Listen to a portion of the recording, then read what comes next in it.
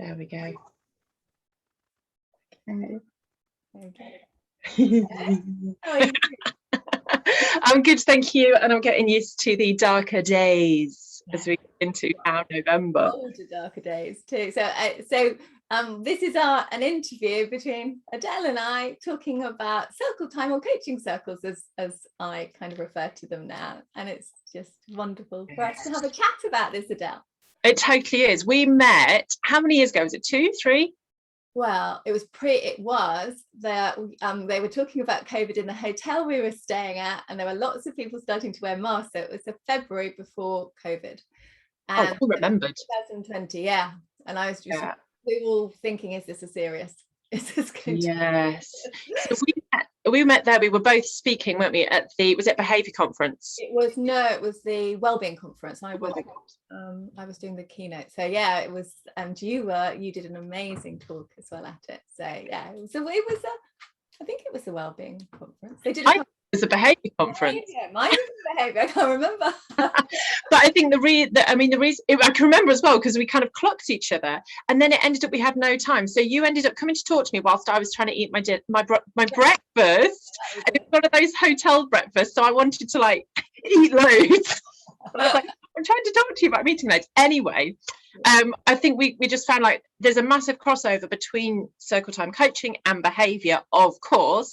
So we have been kind of skirting around this conversation around the crossover of those two things for about 2 or 3 years. Yeah, and I think we're both really interested in each other's work, because you do lots of behaviour work. My work's obviously been in behaviour management 20 plus years, and the circle time you felt really passionately about, and I felt I'm really passionate about as well. So it would be so lovely to have a conversation about it. Shall we just introduce ourselves to each other's community so we know who we are? Do you want to introduce yourself to mine? So I'm Therese Hoyle, and I have been working in social and emotional wellbeing and behaviour management for over, actually it's a bit scary, 25 plus years, I'll say, and my background is as a teacher as well. So I kind of came to this work as a teacher, and became really involved with social emotional wellbeing because of my class, and became very interested in the outdoor learning and behaviour of playtimes and lunchtimes too. But for me, it's about a whole school way. So circle time and coaching circles, as I now refer to it, is part of a wider picture for ongoing listening system in a school, which obviously creates better behaviour too. So yeah. Thank you, and hello to your community. My name's Adele Bates. I'm a behaviour and education specialist, keynote speaker, and author of Miss I Don't Give a Shit, Engaging with Challenging Behaviour in Schools. I think that's the wrong way around. I haven't worked out yet how to flip my camera. I can see it the right way around, so you're good. I've got mine behind me. Do they look like they're the right way or wrong way around? Yes, they're the right way. I think they're the wrong way around too. So it just is what we see. Yeah. So I've been teaching for nearly 20 years now, and I work both in mainstream and alternative provisions. So pupil referral units, schools with pupils with SEMH, social, emotional, mental health issues. And what I tend to do now is kind of sit between the two. So when I find there's a lot of amazing practice in alternative provisions around behaviour that is not being used in mainstream. And I believe, and I know, that if we were to use some of those practices more in mainstream, if we were able to support our mainstream staff more with behaviour needs, there would be fewer people being excluded. Okay. There are currently, the statistics are always changing, but the latest I've heard kind of during post-COVID is that there are 40 pupils being excluded a day in Britain. It's madness. And that to me says we're getting something very wrong. There's something wrong with our system if that many are being excluded. And I often work with those kids who are excluded once, twice. I worked with a kid who was excluded 6 times from mainstream schools. What does that do to you? Your psyche, your brain, your feeling accepted in the education world, it affects you. So yeah, it's long term, isn't it, Adele? It's not the short term, it's where that child's going to end up, because actually they don't feel nurtured, they don't feel accepted, they don't feel understood, and there's no system that is actually catering to their needs. And then Absolutely. they're out of the system, and then they're, well, we know they are, a lot of those end up in prison as well. Yeah, I mean, the statistics around that are just hideous. Once you've been excluded, you're less likely to get GCSEs, you're more likely to go to prison, and apparently you cost the state £370,000 once you're excluded, because of all the kind of negative statistics, gang involvement, substance abuse, all these kind of things are more likely to happen, and so you actually end up costing the state more. So hence why, if we could really train and support our staff in mainstream to be more confident and have the skills and the tools like circle time, coaching time that we're going to come to, then we would actually be saving in the long run as well. So it's a proactive system. I think that's what I've always looked at in education. What systems can we have that are proactive, not reactive? And actually what's really interesting is a lot of teachers say to me, oh, I do circle time when I've got a problem. It's like, no, that's not how we should be doing it. It is a proactive system that we do once a week at a set time, so that children feel safe and secure in the knowledge that their voice is going to be listened to. So I think it's really important that kind of we discuss proactive systems, because this whole, those children, if they felt like they were being listened to and their needs met, then maybe they wouldn't end up in these situations. And actually it's about that's where circle time comes in. It's a collaborative system that supports children who are struggling, and it's about that class system that because a lot of those children become he's the problem, that's the problem child in our class. The parents think, oh, that's the problem child, but actually they don't see, actually there are other children in this class that are actually winding this child up, making it a lot worse for him. So will you, because I've used circle time I've actually never been trained in circle time. I've never had any training on it. I've used it in a way that I think works for me, because I'm very passionate about making micro communities in my classroom and letting the children discover, how do we work together and not fall out, even though we're different, even though we have different opinions. Because my belief is, if we can foster those skills in our classrooms, we're going to prevent wars. Because when those young people grow up, they're able to go, okay, someone has a different opinion from me, or someone's upset me, how do I deal with this? So I've used it kind of instinctively, but I would love if you could, Therese, explain for us. If someone's never used circle time, what is it? What does it do? Well, that was me too. I had this incredibly challenging class. I was actually very into building self-esteem for my children. I had a year one class, and my head teachers thought I was doing such an amazing job, which I was using I was very into self-esteem, very into social emotional learning with my children, very into the whole child kind of work. And my head at the time said, you're doing such an amazing job, I'm going to give you them for a second year. So in that second year, a lot of the systems I was using had stopped working as effectively, and it was very interesting. I was like, gosh, some of what I started to use now isn't working. And I'd heard about circle time, and I started to, just like you, have a go at it, sit children in circle. I'd sit them on the mat, and we'd do a round of, one thing I'm looking forward to this week is, but I was aware I was having a go, but I didn't really know what I was doing. So I then went on a training with Jenny Mosley of the Quality Circle Time Training Programme. And it was amazing, really amazing. And in fact, I said to Jenny at the end of that, I was like, Jenny, I have to work with you. What can I do to work with you? This is just everything I believe in, but it was in a structured format. And I went back into my classroom, put circle time into place, kept in touch with Jenny. And it was transformative. It was, a little bit like the child I was just talking about who ends up in trouble. I had the little child, I'll call him Jack. And I was seeing the educational I had the parents in like 2 weeks before with the educational psychologist. He had huge needs, was always in trouble in the playground. He was getting into fights, just generally not fitting in with his peers, and reacting a lot, but also wasn't learning. And the educational site was like, oh, well, this is what we could do. I said, well, actually, this is the plan I've got. I've just been on this circle time, I'm going on this, I think it was after I've been on circle time training. I've been on the circle time training. I'm going to put this program into place. I'm tightening up my rules and reward systems, and I'm just going to have golden time on a Friday, and I'm putting this whole system into place. So I said, can you just wait and see how it goes? But I'm going to really kind of include Jack in this process. Anyway, he didn't want to be involved in circle time. He was one of my classic gorgeous ones, who I always say, you know, he didn't. Yeah. So when he used to sit outside on the chair out of the circle, so all my lovelies were sitting in the circle, and then he would sit on it, and I was like, that's fine, Jack, if you just want to watch it and see how we do.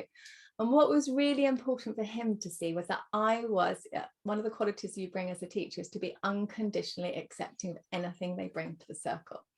So if a child said, I need help because I'm really unkind to other people and I find they're not, you know, they don't join in my games, then you say, thank you for being that honest. I know that's a really big thing for you to share with us. So Jack had to see me doing, you know, being that and I am kind of a bit like that anyway, but it kind of is a quality that is very important to have when you're doing circle time. And so eventually he joined, and if I was working in a training you had to do circle time, now I'd have my chair and I'd be turning it around, but basically he'd had the chair, he brought his chair into the circle, but his back was up to us, but he was kind of looking around like that. And then as the weeks went on, because he did circle time on a weekly basis, his chair started to move round, and so eventually he was joining in. And then he had a TA who was working with him, and she said to him, Jack, you know, some things with him was starting to improve. And he said, I've got a bit of a problem actually to his TA. I want to share it, but I need to talk it through with you. Can we write it down on a piece? And I always said to them, you can always write it down on a piece of paper if you know, so you're prepared. So he came into the circle this week and he said, I was doing a round of I don't like it when. And I was doing around I didn't like it when, and so every child's voice, I got to hear what they didn't like, what was going on. And some children said, I don't like it when I go into the playground, when people get rough, and sometimes I'm playing a game and I don't get let into the game. So kind of some of those issues around playtimes are coming up, and I knew Jack was he kind of was one of those who gets into fights. So he in the circle said, having his TA sitting next to him too, just to kind of help if he forgot, he said, I need help because I am the one who gets into fights. I am the one who actually, I lose my temper. Sometimes I know that I don't have anybody, I don't feel included, don't feel like I've got anybody to play with, and I am the one who hits out and hurts others. And that was absolutely massive for him to say. Did you cry? I would cry. Yeah, it is one. And circle times are those. I've had teachers in tears watching my circles over the years. It is incredible. And when I did in Swindon a couple of months, I think it's about a month ago, running some training, there were teachers like, I never thought that child would say that. And that's what teachers often say to me is, I never thought that child would own up to the fact that he's a bully. I never thought that child would say that. And I always say to them, the reason I'm a stranger who's come into your classroom, but the reason they say that to me is because they feel unconditionally loved and supported, and that I am not going to judge them. And that is why. Anyway, on this particular occasion, he asked for help and support to the class. The class came back with, and there's a phrase you use in so I call it the coaching circle, the coaching conference. It's the central kind of part of the circle time, and I'll talk a bit more about the structure in a little bit. But he said why he needed help, and the class come back with, well, would it help if you, or would it help if I structured the phraseology? Sorry, I've got my emails on and I probably need to turn those off while so it's not going ping ping ping. So let me just turn those off so we don't keep that going off. So he said he needed help. The class came back with, would it help, Jack, if you did X, Y, Z? Would it help if you counted to 10 when you thought these feelings were coming on board? A lot of them said, Jack, would it help if I was your friend? And he would go, yeah, that would really help. It was so sweet. And then others gave him kind of behavior management strategies of, would it help if when you felt this feeling coming, started to feel this feeling, that you kind of used a traffic light system and you removed yourself and go and stood or sat on the bench. And others would say, would it help if when I saw you getting wound up, that I just gave you a word, And then that just made you also, the children are amazing, and that's what I always say with behavior management. Your class have lots of solutions, and it's far more powerful coming from them than it is from us as a teacher. Far more powerful, and we're getting them to work collaboratively as a team. So that they came up with ideas. Jack said, what would really help me is if one of you notice when I'm starting this, you can see I'm starting to escalate in terms of I'm getting annoyed or upset. It would really help me if somebody came up to me and just reminded me and just said, I'm your friend, do you want to come off and play a game with me? That would help me. Distract me. Anyway, what I'd also noticed as Jack came up with some ideas to help and support him, and I always get children to create a little action plan of the ideas they've had from their class team. So he said, well, as a facilitator, I say, out of all those amazing ideas you've had, which one or two ideas would you like to use? So he came up with the ideas he wanted to use. And then I always say, and we'll follow this through. If it's a playtime issue, I'm going to check in with you after playtime. We're going to write all this down, what your goals are, what your targets are. They're often rewards as well that they get. But the reward can just be, actually, I had a good playtime. That really is the reward. And that people wanted to play with me. That's the reward for him. And so we usually write it down and track it. So just like you would do in good behavior management. But sometimes it can just be really informal. But I had noticed that my class were winding him up, and that some of the fireworks that are happening with him were because of the class dynamics. So I said to my class, Jack's been really brave, he's been really honest, but I've noticed that some of you are possibly winding him up a little bit, and it makes things worse for him. Could you be really honest and put your thumbs up now if you think you're one of those people that does this? And I had 95% of my class put their thumbs up, and I was really shocked. But not only was I shocked, but they were shocked, because they could actually in that circle see that actually they weren't helping him at all. They were really making things much worse for him. So I went around the circle and I said, what is it that you do to wind Jack up? And to each child, and they might say, well, I just pull faces at him. And then I'd say to Jack, is that true? Does that happen? And he would either go yes or no. So I so we just I checked in with him. And then I said to him, goodness, no wonder Jack's finding it really, really difficult. I thought, if this is happening, so what can we as a class agree to do to support Jack? So they agreed. I created a couple of playground friends in the class who were going to play with him each that particular week, and then ongoing weeks of that. We had different people. But Jack, what was so amazing, Adele, was after that, the children the following day, that day, when they after lunchtime, were coming back into class going, we did this with Jack, or we did that with Jack, we did that. And then we had a meeting with Ed Psych and the parents were like, he's a completely different child. He's so good, his behavior's changed. I said, he's having happy playtimes, isn't he now? And he's he still had a few, he wasn't a complete miracle, he still had a few issues, of course, but he felt included, he felt part of the class team, he wasn't being scapegoated anymore. Yes. And that was a huge, his lunchtimes were happy lunchtimes, and the class felt they really liked him. So that's such a gorgeous story. It is very, very powerful for them. And I just think, in terms of how you do it, is just for anybody watching who wants to know how to do it, is I've got a structure. So I run circle time training. So I have, are we ready for circle time now? So it's a little and I get all schools to put that on there. I get them to put this in their class, every classroom to have this. So it looks at the skills you need to do a good circle time. So I always talk about, we all need to listen. We need to look and listen. And I talk to children about when we listen, we look as well at each other. And I do teach them really good listening skills, active listening skills. And they often think it's really funny when we go through what active listening is, because I do what listening skills aren't, and I get them to do an exercise called Deaf Ears, where they really don't listen to each other, and that's quite good fun too. So, but with really good looking and listening skills, so we focus a lot on that. Thinking skills, speaking skills, and concentrating skills. And then I get them to think, is our classroom, are the seats in a circle? And I get children to sit on chairs, because a lot of games involve moving chairs too. And some teachers are like, oh my goodness, it's a nightmare setting my classroom up. but you get the children to set it up. It's not about you as a teacher setting it up, and you get used to it, and then they put it back. But always I encourage teachers to set the classroom up in advance of your circle time. So they set it up usually after a break. So after they set up at lunchtime, so when you come back into lunchtime, it's not chaotic. So you don't want to have a, you don't want your class to be chaotic organising the classroom before you do circle time. It needs to be really calm.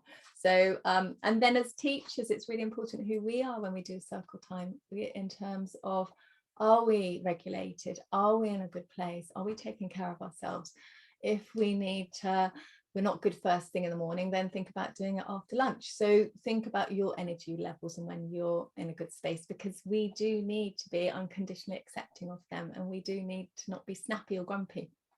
So it's thinking about, and children, we also know when we sit in a circle, there'll be some children who will hype up and be a bit, misbehave. And if we're not in a good regulated space, we're going to, have a go at them. So I always say I'm unconditionally accepting of anything children bring in the circle, but with behaviour management as well. If children, you have your ground rules in terms of how you're expecting them to behave, and you just do that, the proximity praise, praising those who are doing what you want. I once had, this is really funny, I went to work in Ireland. I completely forgot about this until now. I went to work in Ireland, and it was a behaviour group of children. It was boys, and they were probably all about 11, 12 years old. And they were coming in from outside, and there was a circle of chairs. And they were, as they were walking in, they suddenly got into the circle, and they started running around in the circle. No. And I was thinking, I've got all these adults watching on the outside. I've really got to model practice what I preach here. So one child was sitting down in a chair. Well done, you're sitting down so beautifully in that chair. And I said, it's actually really interesting to see one person in the chair. And then slowly another one sat down. Now I've got two people sitting down in the chair. That is just brilliant. A few were still circling around. And I just thought, never in a million years did I think it would work. I really honestly at that point thought, because we get tested, don't we, when we run behaviour management programs, and I thought it won't work. But actually they all ended up sitting down on the chairs because they realized they got praise. It's just amazing. That reminds me, I challenged myself once. There was a particular student I was working with. She was in year 9, so about 13, 14, and sometimes I find this kind of age group of girls, for whatever reason, it can trigger me more quickly. I think it's to do with, when I look at my own practice, I think it's to do with like girls who were nasty to me when I was that age. So if I'm not careful, I have to remember I'm the teacher now, I'm the adult. So I had this young person who was really like, I could tell that if she did something, I reacted a lot quicker than if someone else did the same thing. And I was like, okay, I've got to find some equanimity here, because it's not her, it's clearly me. It's my stuff. It's interesting though to be a reflective teacher, and that is a really big thing to be aware of. Yeah. So, but what I did was exactly what you're saying. I tested my own theories, and I decided for the whole day I would consciously only talk to her about what she's doing well, or a kind of a guiding sentence about focusing back on the work. So as opposed to stop doing that, it would be, oh, you've got the pen out. Yes. You're now crawling up the wall, but you've got the pen out, and it is so interesting to test your own theory, isn't it? Because, at first she was a bit like, yeah, what, and off she went with her attitude. But as I just continuously did this, and really consciously, I didn't tell her she was doing anything wrong the whole day. And the difference by the end of the day, she had settled. She had settled in a way. I hadn't created any conflict. I'd also taken myself out of it. Like I'd taken my own reactions that I'd identified. I'd taken that out of the picture. And so all she got was, I care about her doing stuff well, and I care about her learning. And actually she was, because often I think as teachers we say that, I really care about your learning, I really care about your well-being, but then in our actions, is that what we're focusing on? And I think that's similar to you with that situation with the spinny people. It's like, actually, no, I do care. And I'm going to show you that because I'm going to do it. And that's all I'm going to do. And, you know, once I'd done that for one day, the difference in our relationship then, and I can't say that I didn't slip occasionally and tell her to, you know, take her coat off or what, you know, I can't say I was perfect, but even just spending that one day focusing in that way just shifted something. It was amazing. Yeah, it's that unconditional positive regard, isn't it, that we know about. So and it is, all children can behave, all children are essentially good, you know, they've just got into some bad habits, some of them, and actually it's a way of, there's a purpose behind how they behave, is gives them the attention, negative attention that they've got. Yes. Yeah, I really want to pick up on, because obviously what you're talking about is, that example was infants, and I'm aware that you spend a lot of your time in infants and primary, so I want to pick up on a thread because I specialize in teenagers and secondary. That's kind of where I feel most comfortable. I can't do under 8s. I get a bit panic when they're under 8. I use puppets with the very little ones, so the puppets have the problems, and then they give advice to the puppets. So it's really, really gorgeous. Oh, that's cute. So what I think is really interesting is, by the time we get to secondary, what I find a lot of my job is, in terms of supporting positive behaviour once young people are at secondary, is unpicking the education journey they've had so far. Because if they've been labelled the naughty one, if they've had all the detentions, or they were the only kid in year 5 to have a detention, or what, you know, whatever it is, they bring these badges of honour to their secondary school, and we don't have the space and time in the same way that there is in primary. So what you're talking about, we sit down, we have circle time. I'm thinking, I have a form group for 15 minutes a morning, you know, and it's something that parents and carers find very difficult to readjust to in year 7. The amount of emails I would have saying, do you know where my child's swimming kit is? And I'm thinking, I saw your child for 15 minutes this morning with 33 other students. I have no idea where the swimming kit is. They're so used to having that at primary. Yeah, exactly. And I really do feel that in the British education system, that secondary is missing a trick. And whether it's circle time or it's something similar, occasionally schools will put this in PSHE, but I feel that where the hole is that the staff are not trained.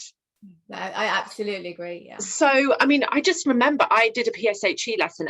I mean, I do a lot of PSHE, and I do teach a lot of those subjects. But one day I got a presentation saying, can you teach about eating disorders? And I just thought, I have no lived experience of that. I have no knowledge of that. And yet, statistically, I do know that there will be young people in front of me who are going through eating disorders right now. And I was like, how can I possibly teach that? That is not a good way. And I think this is similar with this kind of work, is that we might dump something like this into a PSHE lesson in secondary or form time, and yet we haven't got staff who are trained in it. So we get this really difficult kind of... Actually, it can be very damaging. I'm sorry, my yes, just jumping up, which is one of those Zoom things, isn't it? Animals. Just landing in my pocket there, so come on. So it is if circle time is done badly, it can be very damaging. So there's no point doing it unless you are going to do it in the right way, because there are... That's really good to know, actually. It can be used to name and shame children. Yes. So I think the majority of teachers wouldn't do that, but there are teachers who would do it. And it is knowing that, you know, in terms of the qualities that you have as a teacher, just like you said, we carry our stuff, so we can be very quick to judge with certain children. So we have to have the self-awareness of our behaviours, which takes a certain maturity too to get to that. So that kind of ability to self-reflect, and I think any teaching we do, at the end of it, we do need to be able to reflect on, you know, well, who was I today? Did I show up to kind of be the best teacher I could have been? Was I going to judgment? Was I accepting? Was I harsh? You know, who was I loving? Was I caring? You know, was I expecting the best out of my children? But with circle time, and I have, like I was talking to you before we came onto the Zoom, was actually, I have changed it from being called circle time to coaching circles, and my background is in coaching, because what I found over the years is it's just sitting on a mat, doing a round, which is okay. But it's not really, it's a bit of show and tell, and that's what it is. It's not really circle time. So circle time for me has six elements to it. It's structured. So I kind of, in terms of my circles and what I teach is, I start with talking about the ground rules and skills. I've got what's called a circle model. So it goes CIRCLE. So each of the acronyms. So C is for circle time, ground rules and skills. I is for introductory activity, which is a game. R is for round and time to talk. C is for coaching, and that's the main part of the heart of the circle. L is for let's appreciate and celebrate, and E is for ending activity. So it's an acronym, and it supports staff in terms of that's the structure. It's how we do it. Mm-hmm. Obviously, when staff are starting to do it, they just take elements of that, and I often say to them, just take 3 parts of that structure and have a go, build some confidence, and enjoy doing it with the children.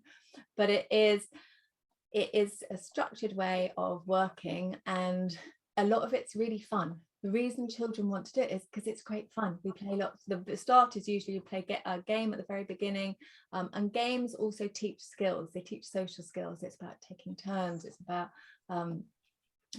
being included. There's just so many aspects for speaking, listening, etc. So there's so the game's fun, and what I find is my children, when I've done it when I've been teaching over the years, they always know it's timetable to set time each week. So mine was always on Thursday afternoon, don't know why, but it was. Then my children would come in on Monday morning and go, circle time today, and then it was like, oh, let's get the chairs ready for circle time. They absolutely love it because it's fun. And as children at the school I was working in the other week teaching circle time, coaching circles, the children say, I've just got to talk about, because I often say to them at the end, it's like, what did you like or what didn't you like about the circle? And they say to me, we got to talk about things that we don't normally talk about. And they often say, I got to let go of all my worries. I got to let go of things that really bother me. And they also often say is, I know that other people in this class feel the same way as me. I'm not the only one. And one of the reasons I do this is because I know for myself that it's quite personal, actually. For myself as a child, I went through a pretty difficult childhood with a very sick mum and a dad who wasn't around, parents who were going through the divorce and dad who wasn't around. And I know when my mum was ill, nobody ever asked me, are you okay? Nobody ever talked to me about her being ill. It was just assumed as a child, and this is what's happened with COVID too. It was just assumed I was okay. And if somebody sat me down in a circle and I got to see, oh, actually there are other people here who are going through, I don't normally talk about personal things, but it might be, there are times at school where I didn't feel included in the playground. So if I got to say, oh, I didn't have any, I feel a bit, one of the rounds might have been, I don't like it when I don't have anybody to play with in the playground. If I got to say that, then I would have found out that there's other people in my class who felt exactly the same way. But often, I remember being a teenager and one of my friends going, nobody likes me. I don't have any friends. Nobody wants to play with me. And thinking, oh gosh, do you feel like that? And it's that shared, actually, I'm not the only one who's going, I'm not the only one who's going, my parents going through divorce. I'm not the only one going through that. Yeah. I want to share with you one of the really successful circle times I did in secondary, actually, and it reminds me of this. I was with a group of year 11s, this is kind of 15, 16-year-olds, and it was coming up to the exam time, and the behaviour was really changing in my classroom. The pressure of exam time and the fun and games of it. And so there was one of the times I did do a circle time, and I think what you're talking about really, really happened. So I had a mixed ability class, and there were clearly some children or some young people that everyone kind of knew that they were aiming for the 8s, the 9s, old money A's, A stars. And there were some who we were like, hopefully they pass. It was a real mixture in terms of ability. And I think one of the powerful things about the circle time, I mean, they moaned at me, it was hilarious, like, circle time, we're not in effing primary, miss, blah, blah, blah. But they loved it.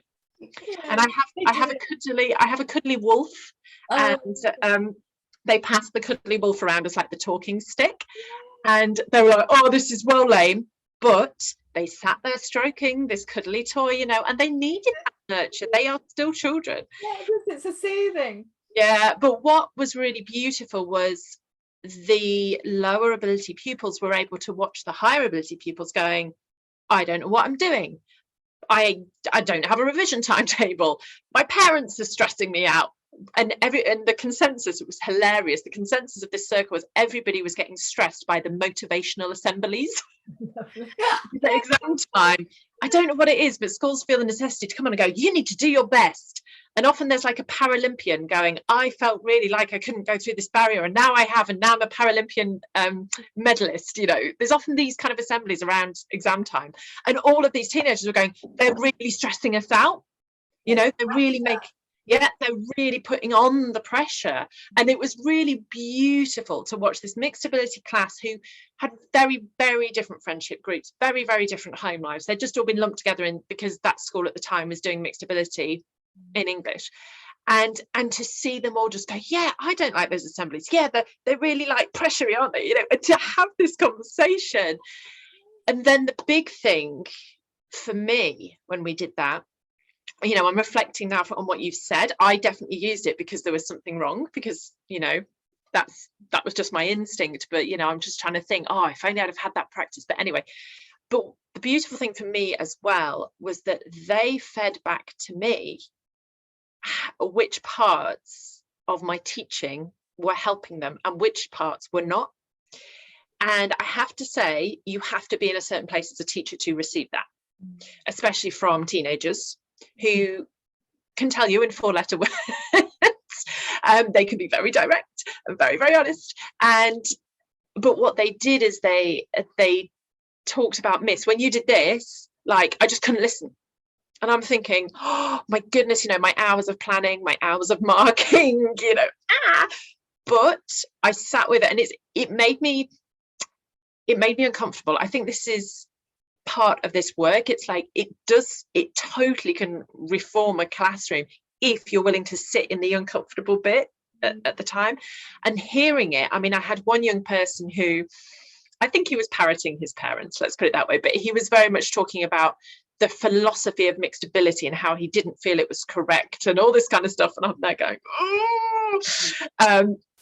But I went back, had a little cry myself. Then I took on board what they'd said. And guess what? I adapted my lessons. I differentiated my lessons. I planned for the class and the people in front of me, because now I knew more about the people in front of me. I knew more about their learning styles. I knew more about how they work, what works for them, and what is the point of not adapting for them, because I wanted them to do well in their exams. I wanted all of them to do well in their exams. Of course I did.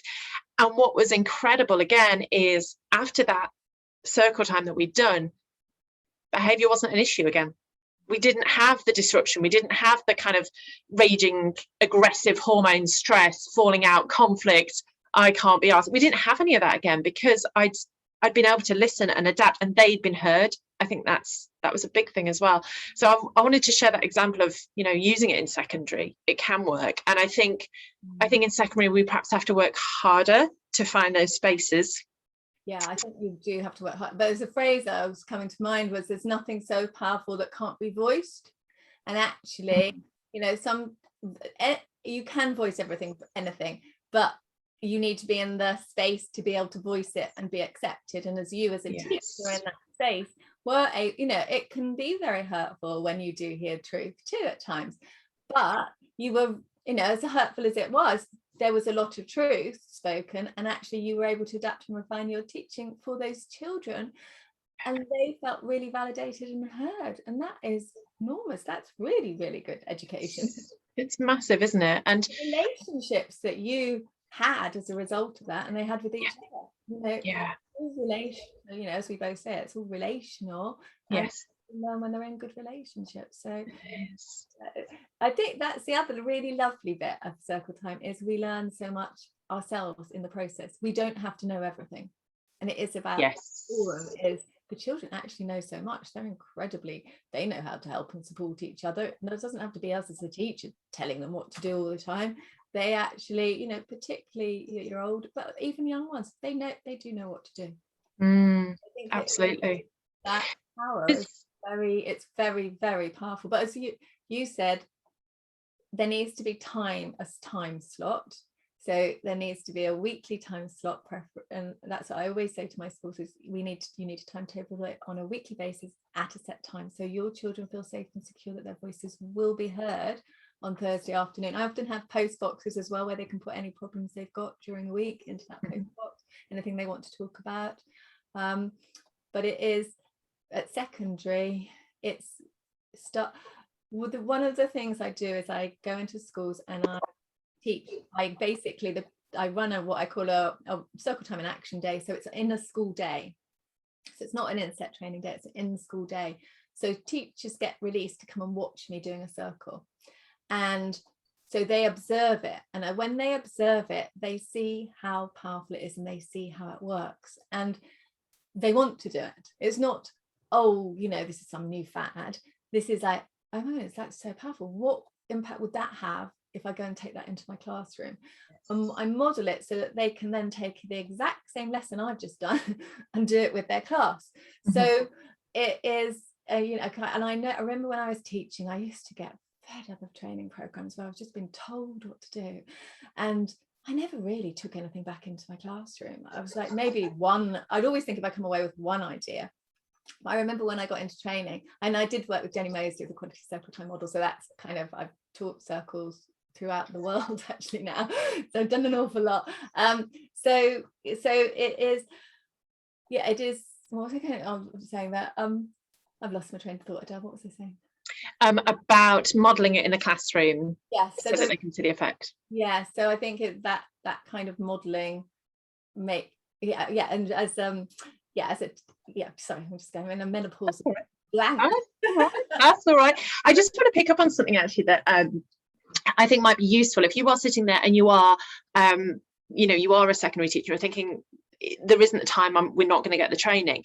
There's something that I want to share actually that I share in my practice when I'm supporting a school, and I think it might be one of your aspects. It might be one of your 6 aspects. So what I do is, generally in secondary, you have to take the register at the start of most lessons. And I do not need to hear, yes, miss, times 33. It's not a good use of my time. And so what I do is I use the register as a check-in. And so instead of the pupils saying, yes, miss, or yes, mux, or yes, sir, I ask them to respond with 1 to 2 words of how they feel that day. Brilliant. And when you start this, particularly if it is secondary, you will get bored, tired for a lot of it initially, and keep going, because the magic of this is that once, and I imagine this is kind of a similar thing to circle time, once the young people start feeling that it's safe enough to share a little bit of how they're feeling, then I start getting kind of a bit more truth, and I can get things like, actually, pretty good day, or really frustrated, or rubbish break time, or, and you start to get these little snippets. And what this does is that in the first 2 minutes of your lesson, you've done a litmus test, you've done some formative assessment, you know where your young people are, and from there you can adapt and differentiate and make the lesson as relevant to where they are as possible.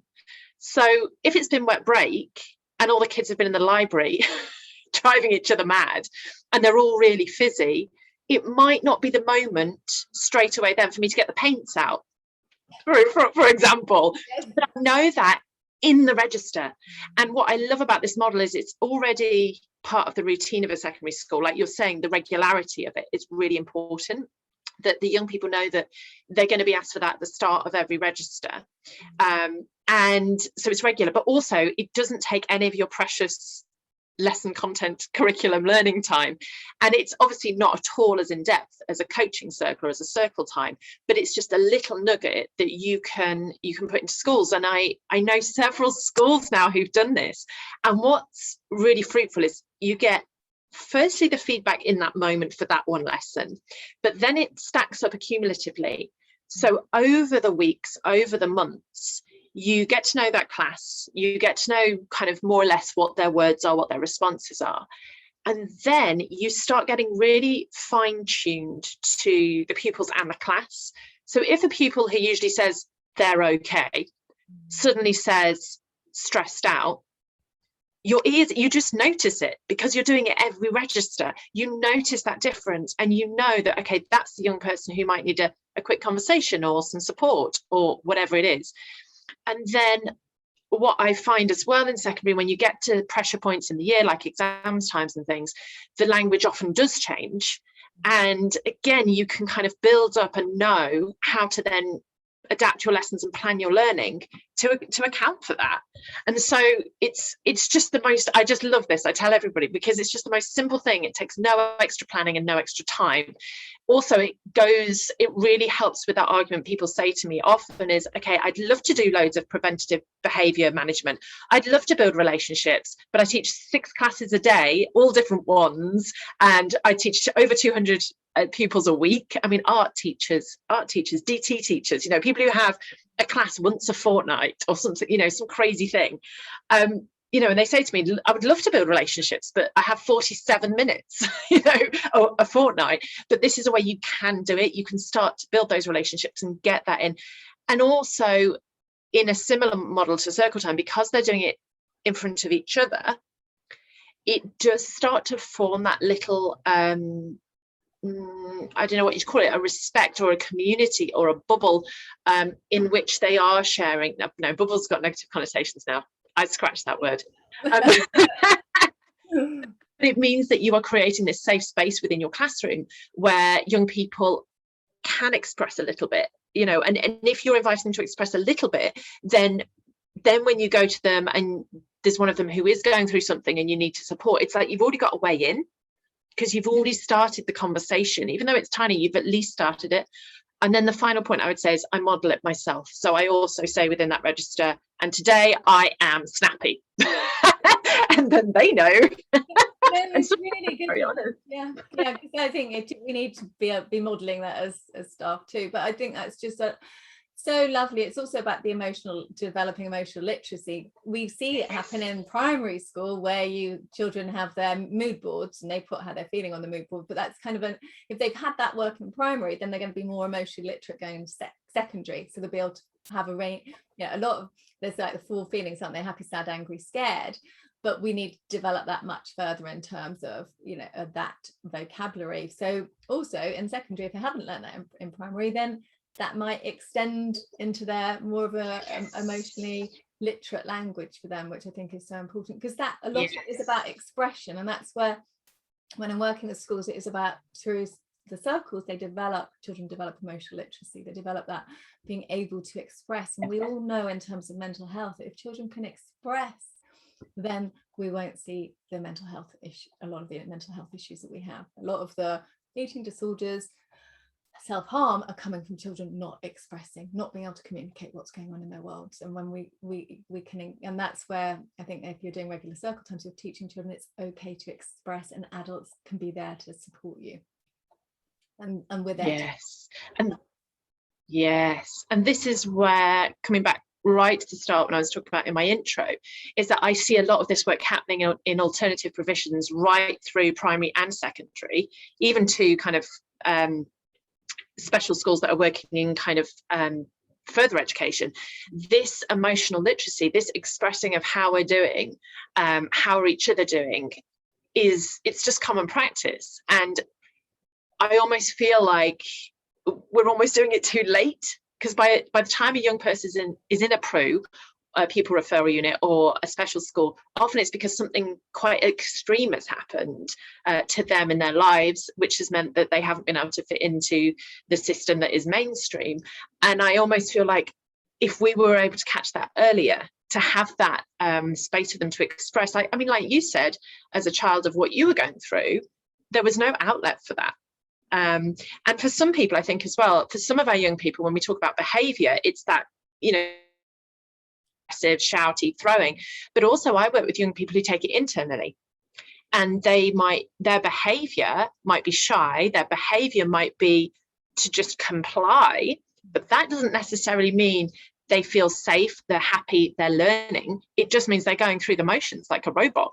And I think those young people, their behaviour is something I'm always very aware of, because we're less likely to see it. I've got 34 in front of me. I've got 3 about to set their blazer alight. Well, my attention is kind of going to be over there, more than the young person who's sat just kind of quietly doing it. Yeah, I always say they're the children that worry me the most, because the one who's lighting something up and putting something on fire is telling me they've got a problem. Those children have given up. They actually have given up, that there's nobody there to help them. And actually, they're the ones who are usually dissociating, not with it. And I know for myself, as a child, I was very well behaved. Most of the time I was very well behaved, but I was pretty compliant, I think I was. But I was very quiet. Yeah, I was just very quiet and a good girl. Yeah. Inverted commas. And then I was going to say that, but I was not achieving. I was very much off with the fairies. I was disassociating, and I was doing okay, but I was a lot smarter than I was doing at school. I remember failing my 11 plus and being really embarrassed about that. But yeah, it was just, but I would have passed my 11 plus if mum had been okay, and the home life would have been okay. But and when I got into secondary school, I actually started to achieve, because mum got a job, her health got better, she was very much got into naturopathy and healed herself through complementary therapies, and it was just, her story is amazing actually. But she's kind of just an amazing role model for me, she's been. But I think because mum got better and our home life got better, I then was able to learn. And kind of like, and then I realized, oh gosh, I'm actually quite smart, really. Well, you know, by that time I really didn't think I was very smart, but because you've gone through an education system kind of thinking you weren't doing particularly well. But I remember getting the top marks in my O-level class and just thinking, gosh, you know, I am much smarter than I thought I was.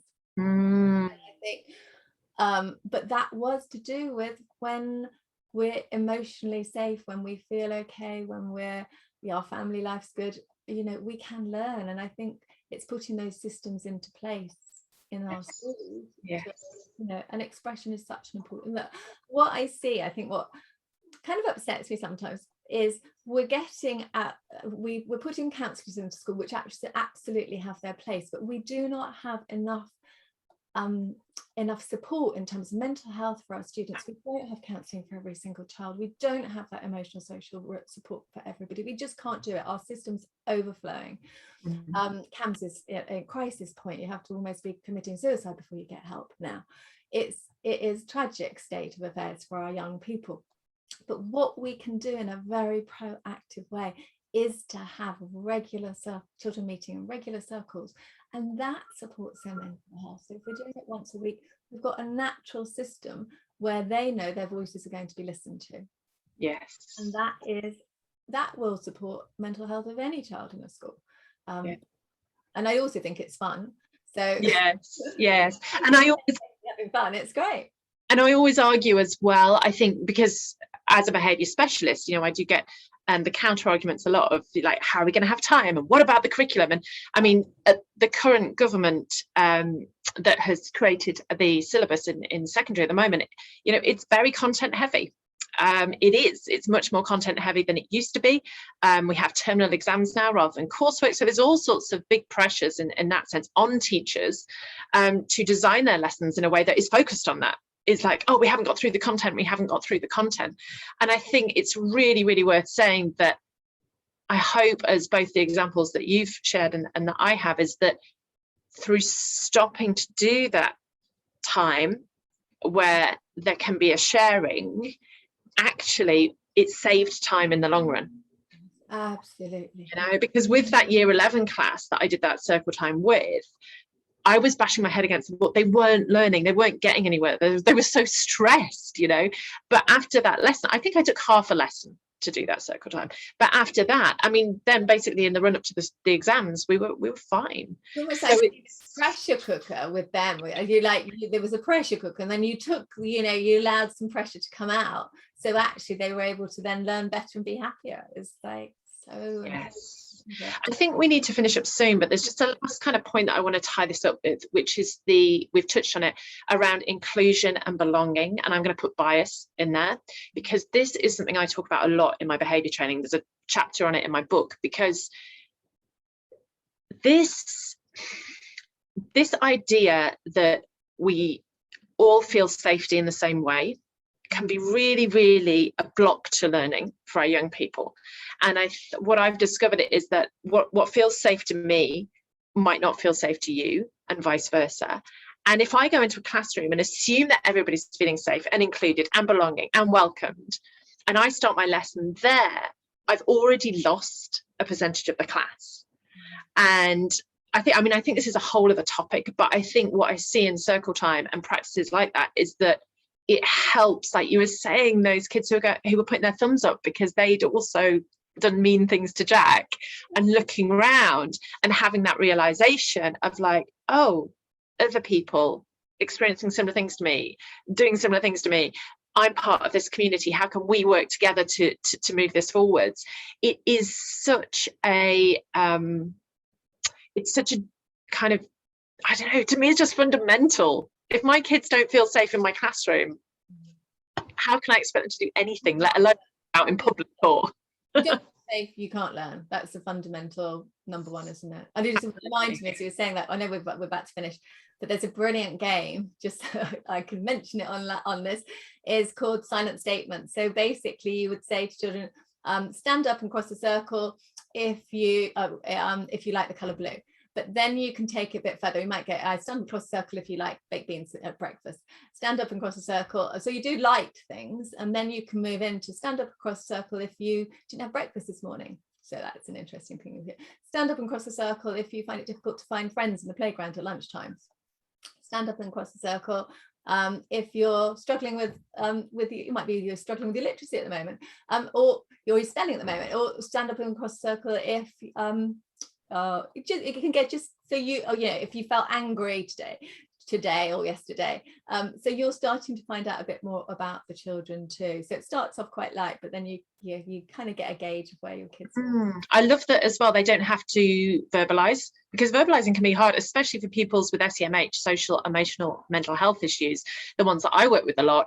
Often one of the biggest things that they find hard is articulating. And actually that like you said, that blazer being set alight is actually them saying, I feel scared, but they can't articulate that. And what the danger is, in especially in mainstream, is if we react to the behavior, we react to the fire, both metaphorically and physically, but actually we have to look at what's behind that behavior. And I love that game, they don't have to say anything. That's really useful. Silent statements is a really really nice. So I think we'll finish off. I'm going to share something that I'm doing right now, and then invite you to do the same. Yeah. So actually this kind of goes on really well in terms of the thing we were talking about children being able to see that they're not alone and they're included and other people feel the same as them. And I've recently created something for the staff to do exactly this. So I've created the We Give a Shit behaviour membership, and essentially it's based on the topics of the book, my book, Miss I Don't Give a Shit, and it's an online ongoing support and community for issues around behaviour. So each month I will lead a workshop. We'll have behaviour challenges, there's behaviour boosts that come in your inbox, all sorts of kind of things around it. But the main core of it is exactly this. It's us going, hang on a minute, I locked myself in the cupboard today because it was so bad. You know, what can I do? Or a kid's doing this to me and I feel like I can't teach anymore. What can I do? And it's it's the same idea actually of what we're talking about here. It's forming a community and a space so that we can talk about these things. And even if those things are, I don't even have time to practice what I'd love to around behaviours and relationship building. How do I build that in? So that's what I'm doing right now. And if you want to come and be a part of that, you can grab that on my website, which is adelebateseducation.co.uk. So you can come over and play there. And of course, grab the book, Myths I Don't Give a Shit, Engaging and Challenging Behaviour in Schools. You can find me on Twitter at Adele Bates Z, and I'm on LinkedIn. I think that you just put your name in for LinkedIn. Is that how that works? Yeah. I'm quite new on there. I think so, yeah. No. Yeah, cool. So tell us, what are you up to? What am I up to? Well, lots, Adele, too, just like you. I think that's amazing what you're creating. And so we've just had our book, The Big Book of School Wellbeing, come out. So that's been a real amazing. You're also one of the authors in here. I've got 26 authors in total. I'm a co-editor and a co-author as well on this. So that's just, and I've also got my 101 playground games for anybody who wants to buy a book for creating happy playtimes for children in school. It's really important that we're actually teaching games. There's also circle games in here as well. So there's a whole chapter of 10 circle games, but lots of these can be played in circle time too. I do encourage my schools who are wanting to develop their coaching circles using games from there too. But my programs that I am sharing with schools is, obviously, if you want to do circle time training or coaching circle training, as I now call it, go to my website www.theresehoyle.com. Also, I am, as you know, very, very passionate about the lunchtimes and playtimes part of the school day. It's often the time in the day where children go back into classroom after lunchtime, not actually able to engage in their work. We as teachers lose really good teaching and learning time. So it's a really fundamental time in the day for us to work on. So I've got my Positive Playtime Masterclass program, which is a 2 to 3 day training program, or my How to Be a Lunchtime Supervisor Superhero training program. So lots of my schools are now booking onto that as an online program. If you're a math or if you're a primary school, book in, and it's a half-day training program or 2.5-hour training program. So so come and join me, and come to my website www.theresehoyle.com. What's www? www. Oh, I've never heard that before. What do you say? I don't. I just say Adele Bates education.co.uk. So, and I'm on Twitter at Therese Hoyle and LinkedIn, and we'll put links to the post. But just get in touch if you've got any questions as well to do with what we've talked about today. Please get in touch with either Adele or I, and we'd love to help and support. And obviously it's about circles, and that's something I feel very, very passionately about, because I know it makes a massive difference to children in your school. So you'll also find on my website coaching circles, so have a little look. Oh, thank you so much for this conversation that we finally had. Having this. Hopefully we'll be seeing each other in real life soon. It's been thank you very much for watching. Bye. Bye. Boop. She wants to know that.